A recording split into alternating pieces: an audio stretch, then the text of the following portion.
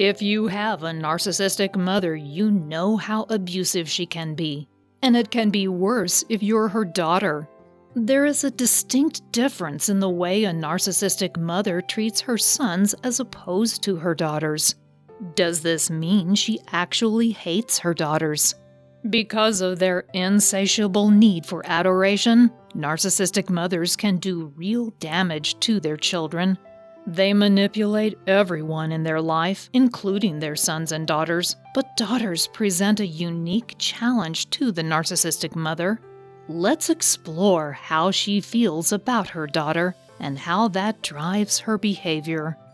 Does your narcissistic mother hate you? Given the way a narcissistic mother manipulates and tries to control their children, they usually don't feel loved. What's more, they teach their children that love is conditional. They need to earn their mother's love with specific behavior. The situation is particularly challenging for the daughter of a narcissistic mother. Narcissistic mothers view their daughters as competition. They don't want the best for them. They want them to be submissive and adoring. The narcissistic mother sees her children as extensions of her own identity, and therefore they shouldn't strive for independence. Because of the way they view their daughters, narcissistic mothers often favor their sons over their daughters. They think they can manipulate their son into being a lifelong source of narcissistic supply. Their daughter, however, is different. Their daughter is someone who is a younger, better version of themselves. She is likely to be more attractive, at least over time, and she becomes a rival. As such, the narcissistic mother treats her with harsh criticism, more so than anything she does to her son. It's probably not exactly correct to say she hates her daughter, but she does see her as a threat. The constant criticism she doles out often has the effect of alienating her daughter. She is envious and resentful of her because of her youth. If her daughter does experience success in life, the narcissistic mother will claim responsibility for it, despite the fact that her daughter sees the situation quite differently. The daughter of a narcissistic mother likely has experienced her as intrusive, critical, and self-absorbed. This treatment often leads daughters of narcissistic mothers to do the very thing their mothers fear. They abandon them as soon as they are old enough to do so. Are there themes to the way a narcissistic mother treats her daughter? Dr. Todd Grand points to 3 themes identified by researchers as typical of the relationship between a narcissistic mother and her daughter. These themes are incompetent childhood, isolated childhood, and denied childhood. Let's look at each theme separately.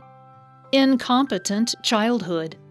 This theme can further be broken down into the elements of nullification, demonstration of power, and shame. With nullification, the daughter is not appreciated for anything she does. Her narcissistic mother doesn't even tell her thank you or show any gratitude for anything she does. She also doesn't support her daughter in anything she does.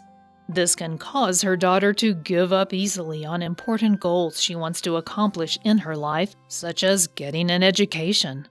In this situation, the narcissistic mother is a constant critic. Moreover, anything the daughter hopes for or wants in life is not tolerated by her narcissistic mother. This can cause the daughter to think of herself as an extension of her mother. With the demonstration of power, the mother is the one who determines what is permitted and what is not permitted. Even if the daughter does what her mother wants, she still receives nothing but criticism from her mother. She can't win. The mother also demonstrates her power by humiliating her own daughter in front of other people. And the daughter has no control over anything in her life.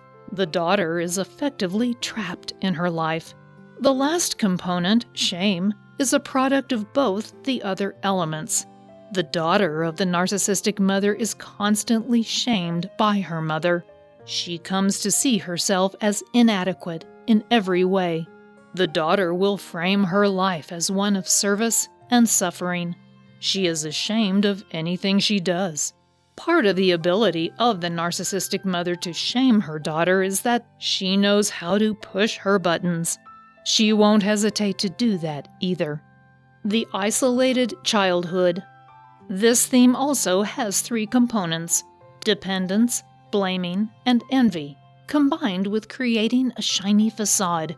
With dependence, the narcissistic mother ensures her daughter is wholly dependent on her. She isolates her daughter from friends and other family members. All of the attention is on the mother in this case, so the daughter is, in a sense, invisible.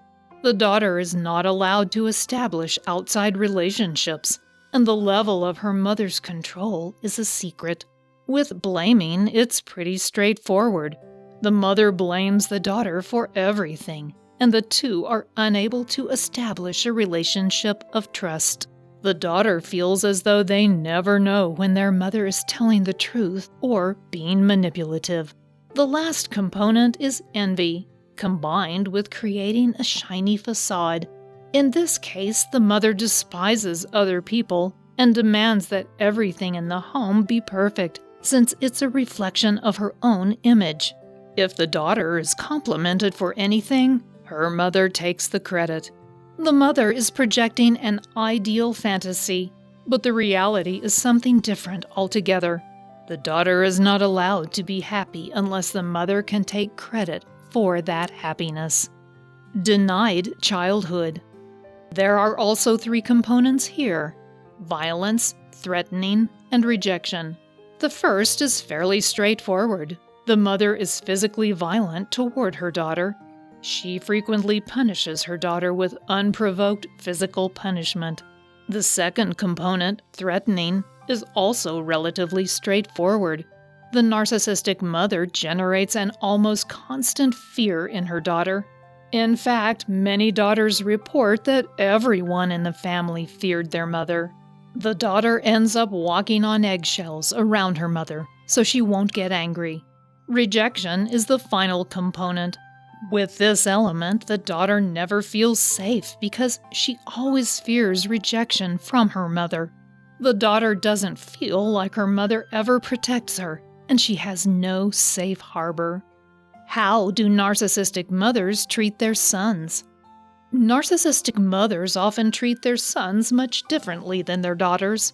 They don't see their sons as potential competition. Instead, they see them as someone who can supply them with adulation for the rest of their life. The narcissistic mother doesn't necessarily care any more for her son than her daughter. The truth is, she is only able to focus on her own needs. But she does see her son as being more necessary for her long-term needs. For that reason, she will typically choose a son to be the golden child. She will shower him with adoration and make her other children compete with him for attention. He will ultimately disappoint her as well, and she will devalue him when he does. But by then, his sense of connection is often too strong for him to break off contact. The narcissistic mother hopes her son will continue to take care of her over the course of her life. She comes to see him as a kind of replacement spouse, and she typically turns him into a codependent source of narcissistic supply. It can also happen that she turns her son into a narcissist too. Her devaluation can damage his sense of self, and he might then create his own false self to replace it. In the end, narcissistic mothers do enormous damage to their children. They see them as extensions of their own identity and refuse to allow them to grow into healthy, independent adults. They are particularly hard on their daughters, and while they may not hate them, they clearly don't know how to show them real love.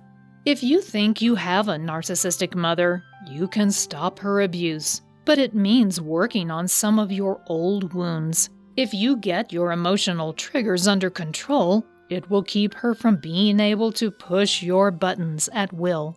To get your emotional triggers under control, I have created a 5-step roadmap to heal emotional triggers. It has practical steps you can take to stop narcissistic abuse forever. Just click on the link below this video and I'll happily send a free copy directly to your inbox. Thanks for watching.